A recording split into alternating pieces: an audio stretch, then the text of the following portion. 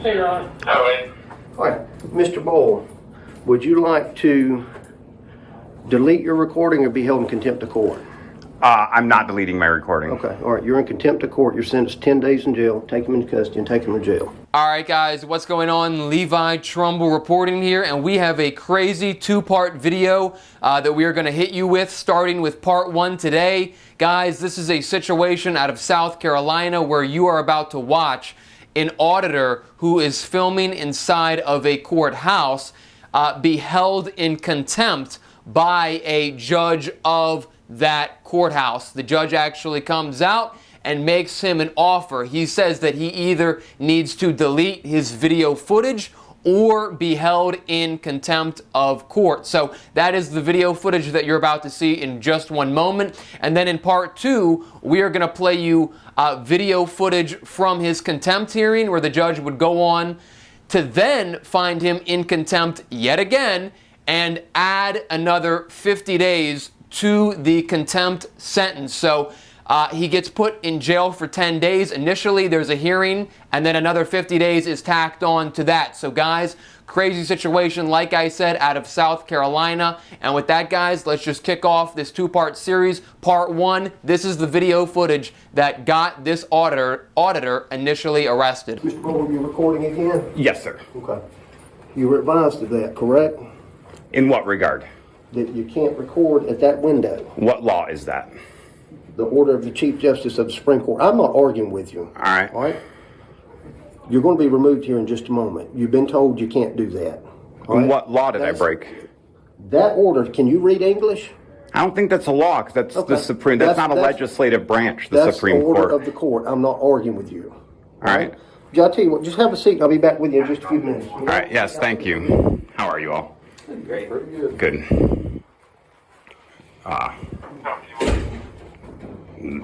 Judge is a little out of control, so I'm just trying to get things in order. This is the First Amendment. This is America, right?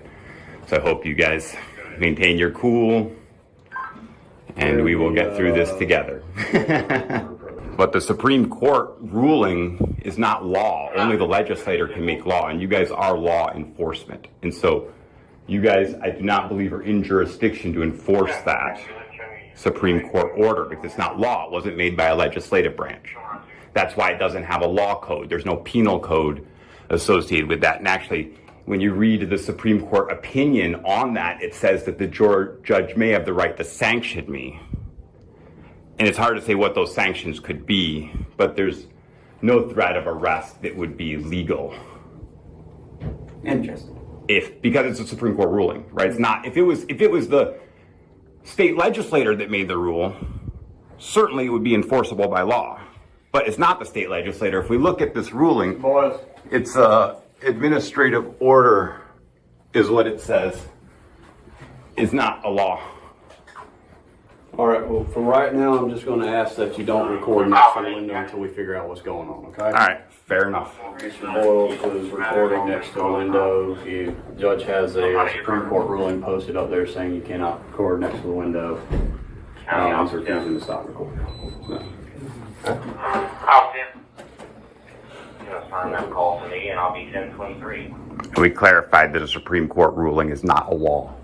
And so if the Supreme Court had ruled on a case, it would follow under a legislative amendment to the law, which then would make it enforceable by law enforcement. But if you look at that administrative order, it very clearly says that in the extreme circumstance, the judge can sanction me. There's no penal code associated with that order.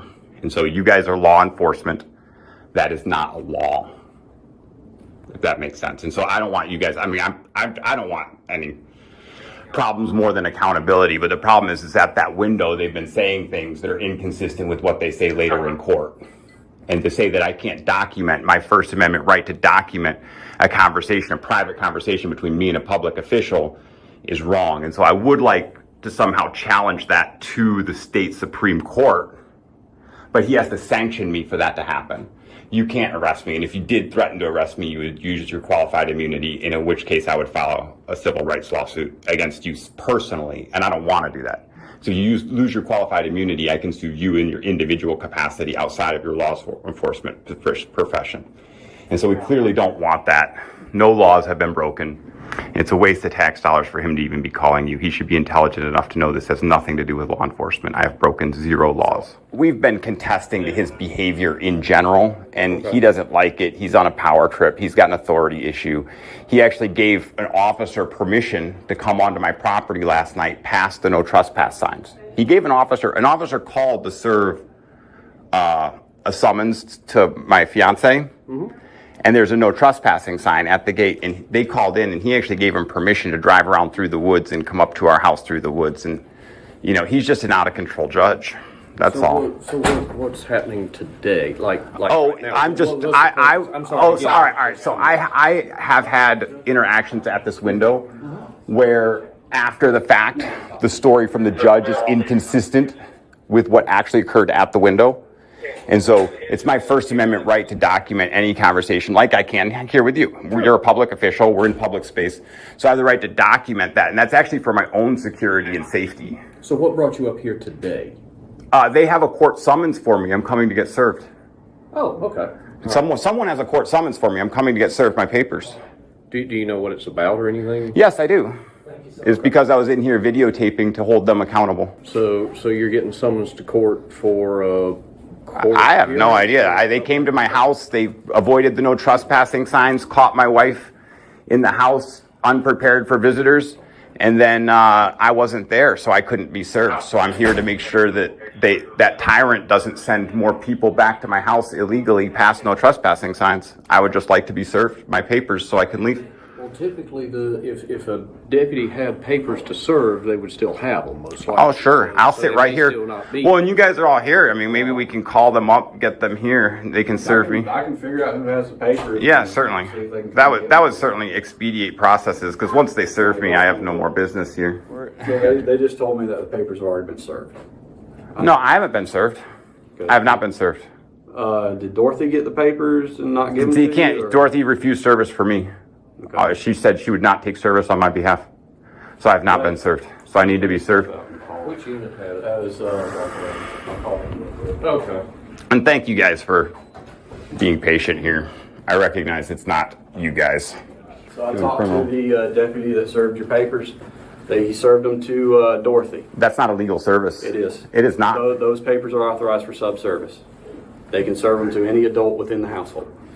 So if Dorothy didn't That's give so you, boring. I was so excited to get served personally. If Dorothy I really didn't- wanted if that. Dorothy hadn't given you the papers yet, then you might want to talk to her, but he did give the paper. I was with Dorothy all morning. No, I didn't get any papers. Okay. So she has the papers. Papers have been served. Perfect. All right. Excellent. Thank you all. And if you don't mind, I'll be the last to leave just because it's my standard. I can't make things too easy.